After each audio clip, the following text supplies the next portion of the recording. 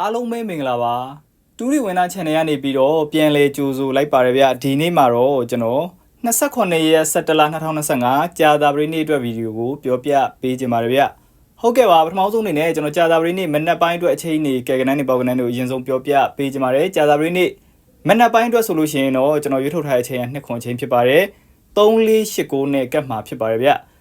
2ခွန်ချိန်ကို3489နဲ့ကတ်ပြီးတော့ကျွန်တော်ရွေးထုတ်ထားတဲ့ပေါကနန်း10ခွက်ကတော့23242829ခွန်3ခွန်4ခွန်8ခွန်9ဆိုပြီးတော့ပေါကနန်း10ခွက်ရွေးထုတ်ပေးထားပါတယ်ဒါကတော့ကြာသပတေးနေ့မနက်ပိုင်းအတွက်အချိန်နေကဲကနန်းပေါကနန်းနေဖြစ်ပါတယ်ဗျကြာသပတေးနေ့နေကုန်အတွက်အကြိုက်ဆုံးလုံးမိုင်းနှလုံးကတော့2ခွန်လုံးမိုင်းဖြစ်ပါတယ်2ခွန်လုံးမိုင်းဖြစ်ပါတယ်ဗျကြာသပတေးနေ့နေကုန်မထိမပေါက်ကီ3လုံးကတော့